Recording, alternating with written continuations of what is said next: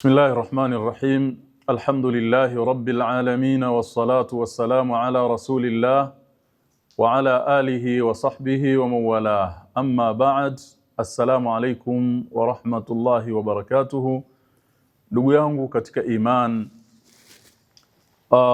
mazungumzo yetu nataka tuzungumze mwezi mtukufu wa Ramadhan ambao tayari umeingia, tayari tumeudiriki. Kwanza alhamdulillah, tunamshukuru Allah subhanahu wa ta'ala kwa neema ya kuudiriki mwezi huu mtukufu, mwezi ambao tulitamani sana Allah jalla wa ala atujalie tuweze kuudiriki tukiwa na malengo makubwa ya kunufaika nao, tukiwa na malengo makubwa ya kufanyia vizuri, kuutendea haki. Sasa kuingia katika Ramadhani ni jambo, lakini kunufaika na Ramadhani ni jambo jingine. Sasa nakusudia katika mazungumzo yangu haya ni kutanabaishe Muislam, pia ni tanabaishe nafsi yangu, kaifa takunu fi Ramadhan. Ni vipi unatakiwa kuwa katika mwezi mtukufu wa Ramadhan. Kwanza, hii Ramadhani ndugu zangu Waislamu, yatakiwa tuelewe mwezi wa Ramadhani ni mausimul muttaqin, ni msimu wa faida kwa wale ambao ni wenye kumcha Allah subhanahu wa ta'ala. Mwezi wa Ramadhani ndiyo msimu wa kufanya biashara, matjaru salihin, ni fursa ya biashara kwa wale ambao ni wajawema. Lakini mwezi wa Ramadhani ni muthirul lidhunub, ni mwezi wa kutakasa, kusafisha madhambi, ni mwezi wa kujitakasa, kujikosha, ukawa msafi kutokana na madhambi mengi ambayo tumeyachuma katika masiku na miezi iliyopita kabla ya mwezi huu mtukufu wa Ramadhan. Lakini mwezi wa Ramadhan ni kambi ya iman, ni kambi ya kutengeneza azma mpya ili mtu aweze kuijadid imani yake. Ndugu zangu Waislamu, kuidiriki Ramadhani ni neema, kwa sababu wako wengi sana ambao walitamani kudiriki mwezi mtukufu wa Ramadhan, lakini hawakuweza kuidiriki Ramadhan. Hapa nyuma mnafahamu tumewasindikiza ndugu zetu wengi sana, wamekufa ndugu zetu wengi sana ambao tunaamini walikuwa na malengo kama tuliokuwa nayo, walikuwa na hamu kama tulionayo, lakini aqdarullahi jalla wa ala zimewapitia, kadari za Allah jalla wa ala, muda wao ukawa umemalizika. Wako wengi sana vile vile ambao walitamani kujikurubisha kwa ibada na taa mbalimbali ndani ya mwezi mtukufu wa Ramadhan, lakini hawakuweza kupata fursa ya kuongeza chochote katika matendo yao mema. Hivyo mimi na wewe ambaye Allah jalla wala ametuchagua tumeidiriki Ramadhan, hebu tuionyeshe Ramadhan, hebu tumuonyeshe Allah hasa kwamba tulikuwa tunaitaka Ramadhan.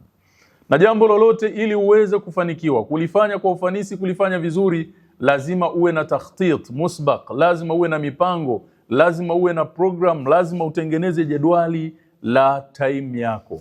Sote tunafahamu kwamba muda ndio rasilimali, muda ndiyo mtaji. Kwa hiyo muda huu wa masaa 24 ambayo yanatengeneza siku moja, lazima uwe umeipangilia siku yako vizuri. Unafanya nini, wakati gani, kwa utaratibu gani? Ukiweka ratiba kama hiyo, naamini utanufaika na Ramadhani. Na mimi hapa ndugu yangu katika iman na kusudia kukupa jadwal muqtarah, jedwali ambalo mimi nalipendekeza. Lau kama unaweza ukailazimisha nafsi yako kuendana nalo, utajikuta umenufaika kiasi kikubwa sana ndani ya mwezi mtukufu wa Ramadhan. Moja ya mambo yatakusaidia ndani ya mwezi mtukufu wa Ramadhani kunufaika, an-naumul mubakkir. Iltazim bin-naumil mubakkir, jilazimishe kulala mapema. Kuna faida nyingi sana.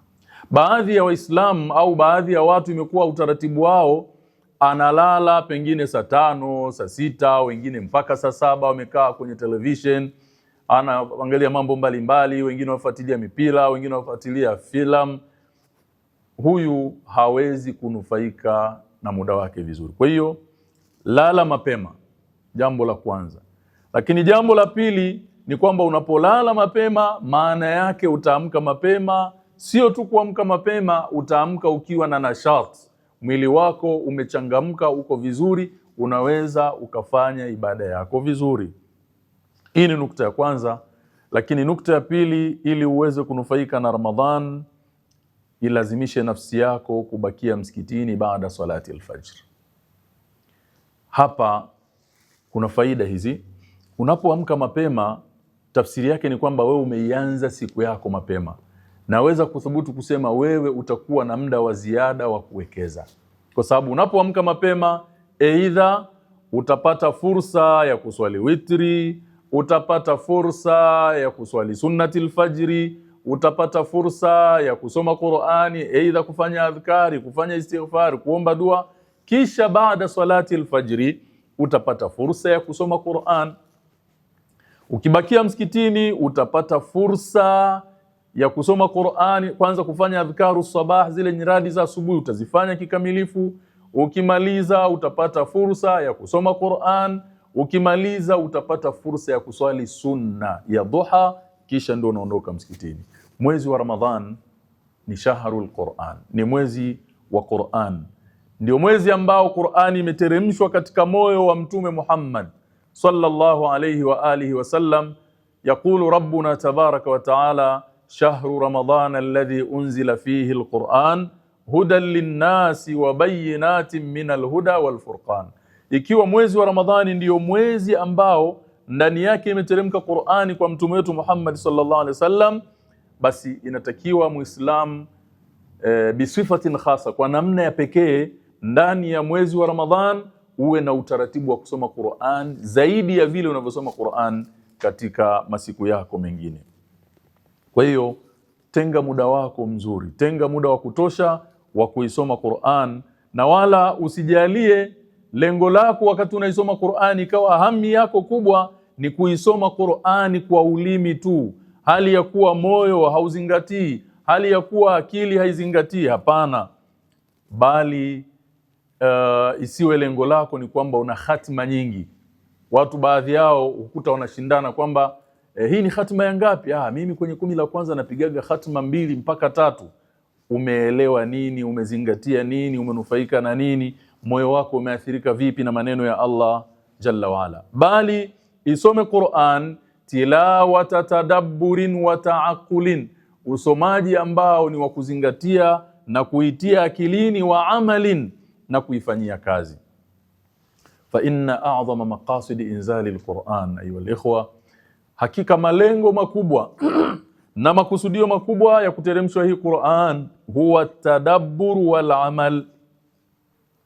Allah ameiteremsha hii Qur'ani ili tuizingatie na tuifanyie kazi. Anasema Allah tabaraka wa taala, kitabun anzalnahu ilayka mubarakun liyadabbaru ayatihi waliyatadhakkara ulul albab.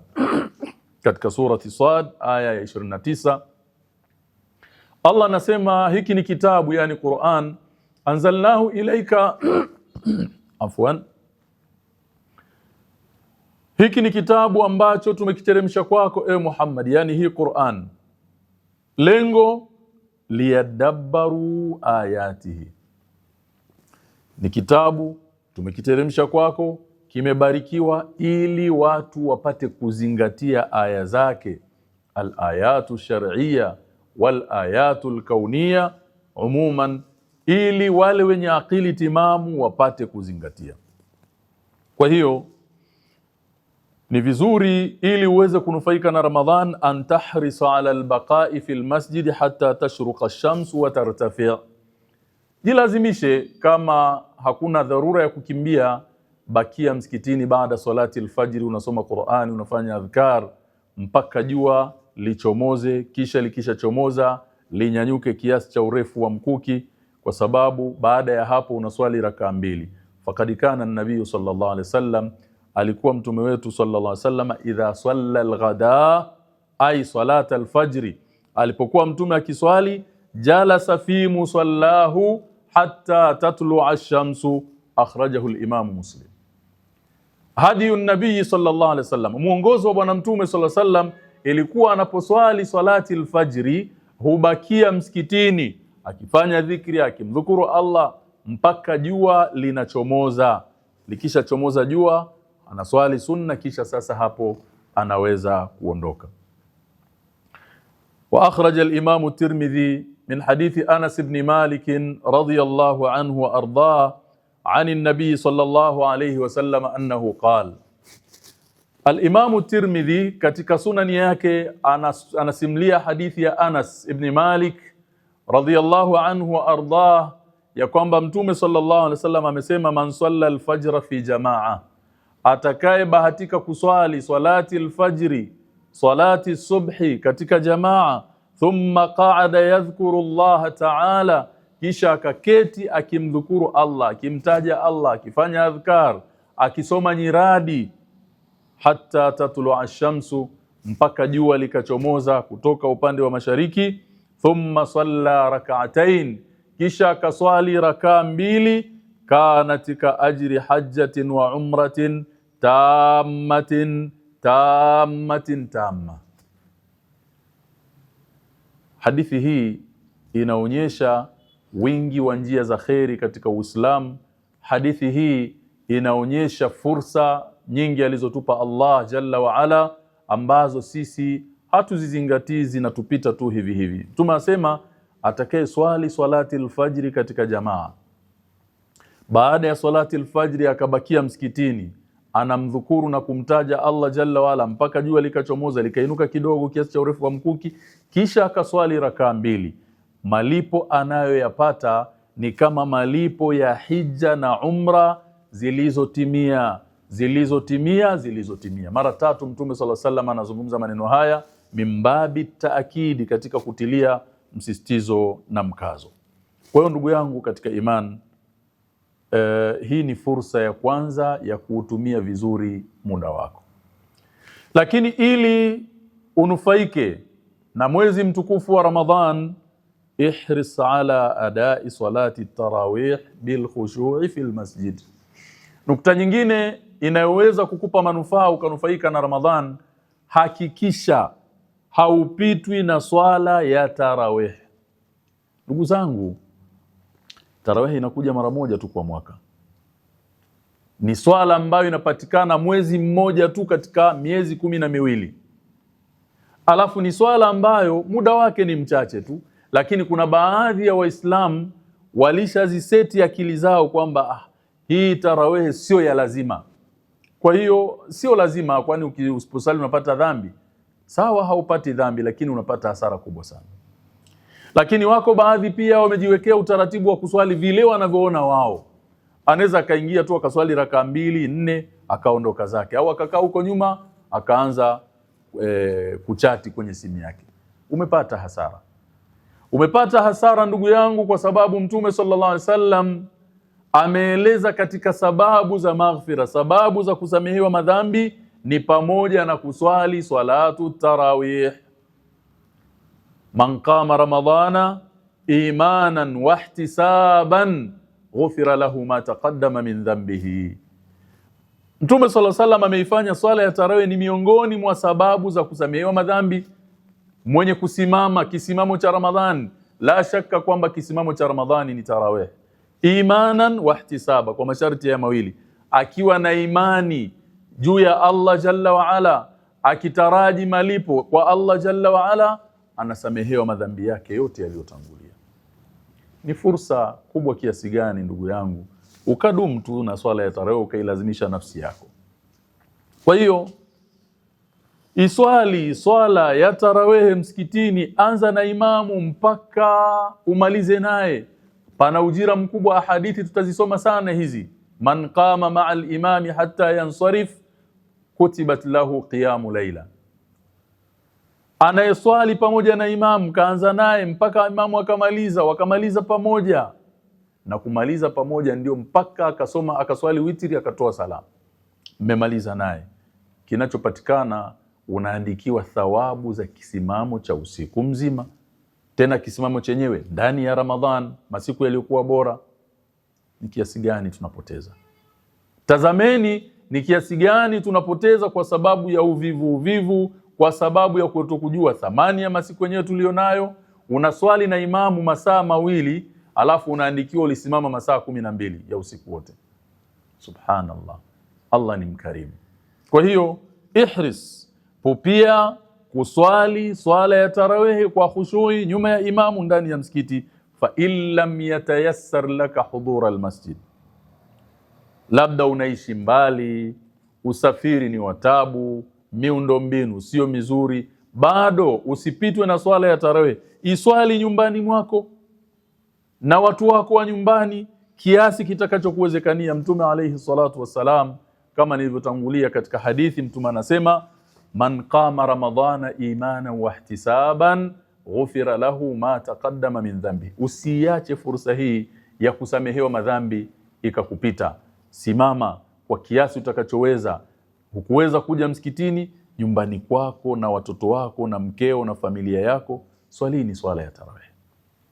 Kwa hiyo kaifa takunu fi Ramadhan au kaifa yakunu almuslimu fi Ramadhan, hizi ni baadhi ya nukta muhimu, kwamba lala mapema, lakini vile vile hakikisha salati al-fajr unaswali msikitini kwa jamaa. Hakikisha una utaratibu wa kusoma Qur'an nje ya utaratibu uliokuwa nao kabla ya mwezi mtukufu wa Ramadhan. Isome Qur'an, isiwe lengo lako ni kumaliza khatma nyingi, la, bali isome Qur'an ikiwa lengo lako ni kupata mazingatio iweze kukujenga. Na mwisho kabisa, hakikisha unaswali salati al-fajri kwa jamaa na unaendelea kubaki msikitini. Unapata fursa ya kusali zile rakaa mbili, unapata ujira wa haji na umra zilizotimia, na swala ya tarawih swali nyuma ya imam. Kwa leo nitaishia hapa, na muomba Allah jalla wala atupe mazingatio, atupe uelewa. Tukutane katika nasaha zitakazofuata. Wabillahi tawfiq, wassalamu alaikum warahmatullahi wabarakatuh.